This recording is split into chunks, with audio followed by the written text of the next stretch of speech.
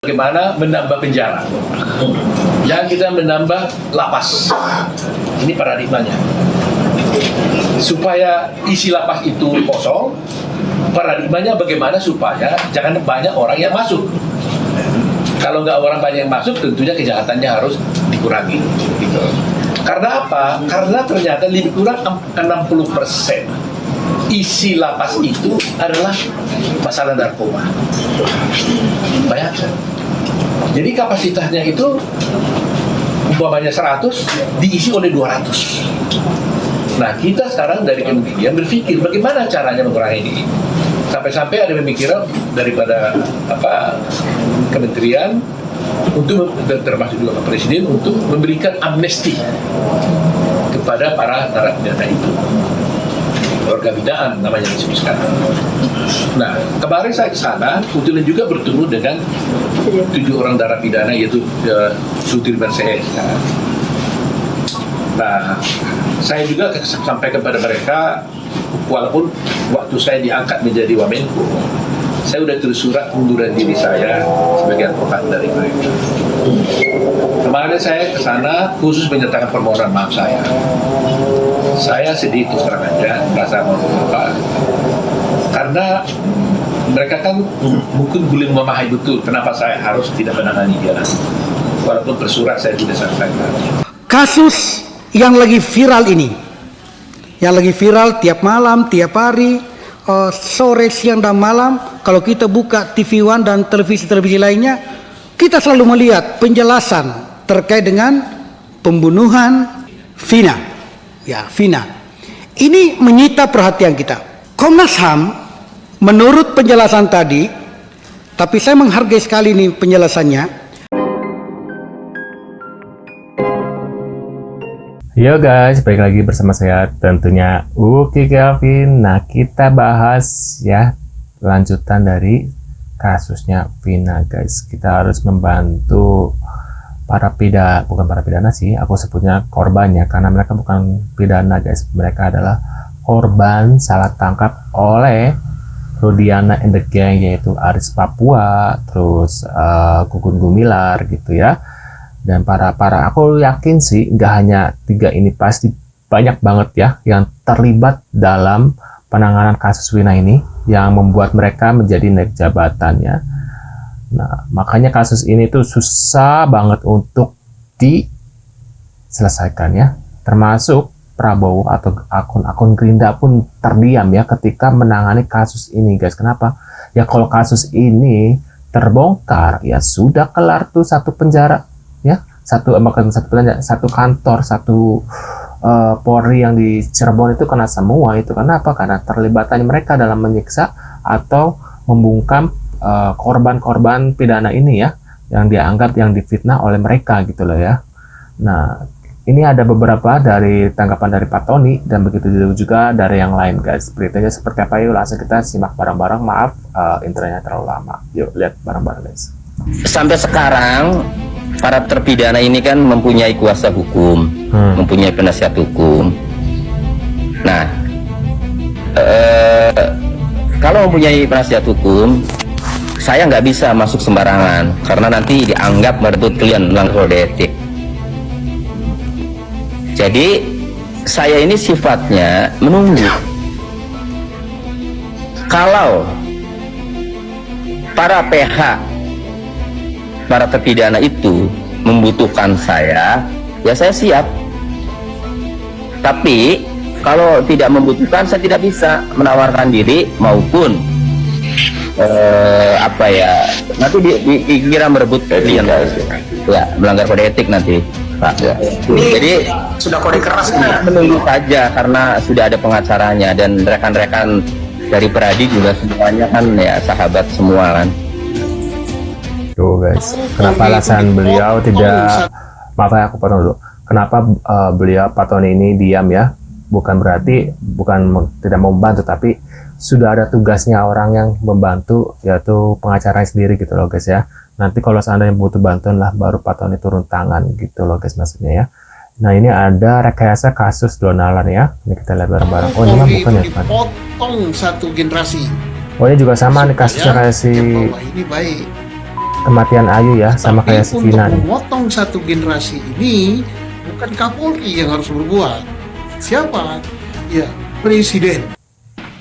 Benar Sahabat sih. Gaskan, saya barusan menonton video wawancara Bapak Wamenkum, Bapak Oto Hasibuan di Intens, bahwa beliau menyampaikan Bapak Hasim, adik daripada Bapak Presiden Republik Indonesia, Bapak Prabowo Subianto, memberikan atensi terhadap perihal 7 terpidana ini ya, dan secara khusus memberikan atensi kepada Sudirman.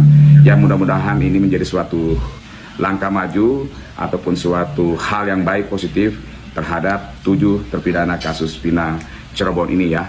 Jadi kita terus mengapresiasi setiap pejabat-pejabat negara yang memberikan atensi terhadap 7 terpidana ini ya, karena tujuan kita adalah mendukung, membantu upaya 7 terpidana ini bisa menjadi lepas terhadap status terpidananya ya. Jadi kita berharap Bapak Hasim Hadi Joyo Kusuma kiranya mohon untuk dibantu sehubungan dengan 7 terpidana kasus Vina Eki Cirebon ini.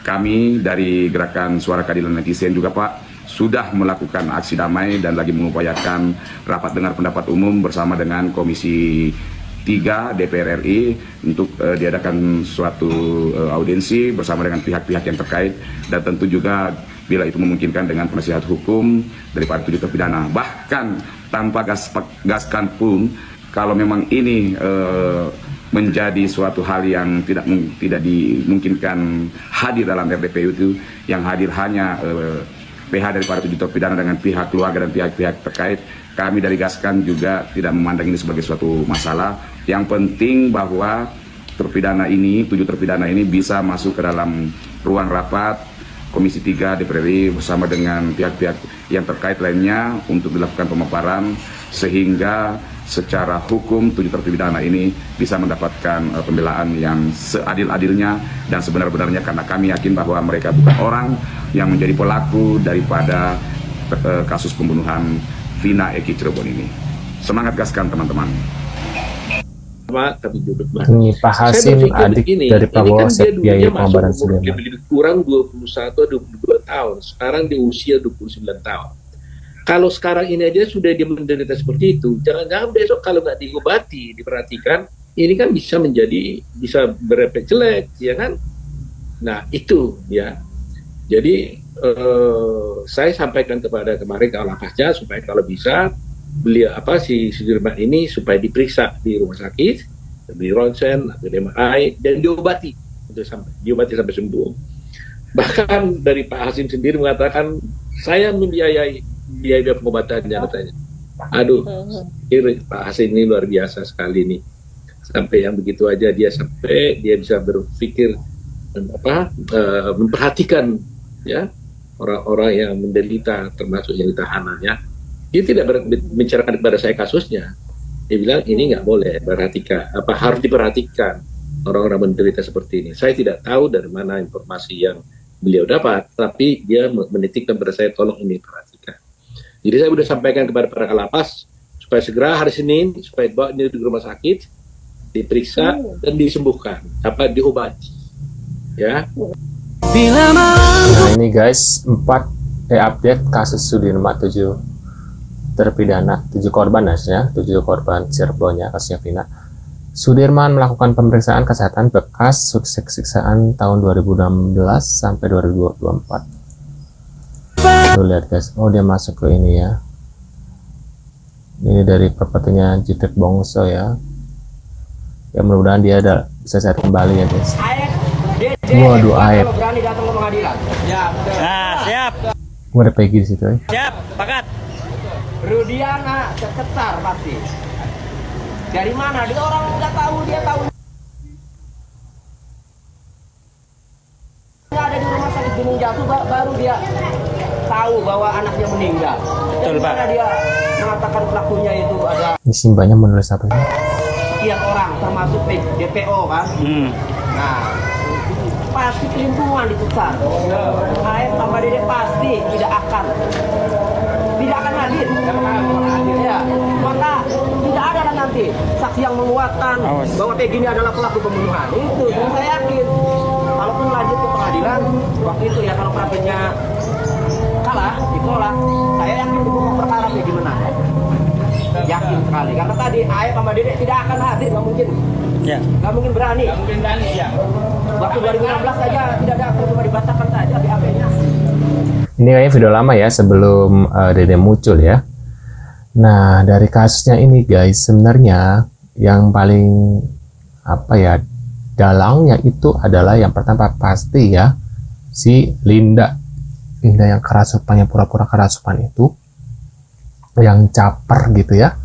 Terus yang kedua yaitu adalah Aep, mulutnya Aep yang ibarat kata dia tuh kayak balas dendam kepada ini ya, yang difitnah ini ya, 7 fitnahan dari kasusnya Vina ini, 7 pidana ini, 7 korban ya. Ya ini karena kan digerebek ya, katanya ya, digerebek gara-gara dia bawa cewek itu loh, dan dia dendam akhirnya ya seperti ini gitu loh guys. Dan bertemulah dengan si Gugun Gumilang dan Aris. Nah di sini Aris langsung laporin ke si Rudiana ya, dan langsung ditangkap begitu saja karena Rudiana pada waktu itu dia dalam kondisi yang lagi emosi ya, lihat anaknya meninggal dalam keadaan seperti itu, padahal anaknya meninggal dalam keadaannya mabok-mabok dan narkoboy gitu ya.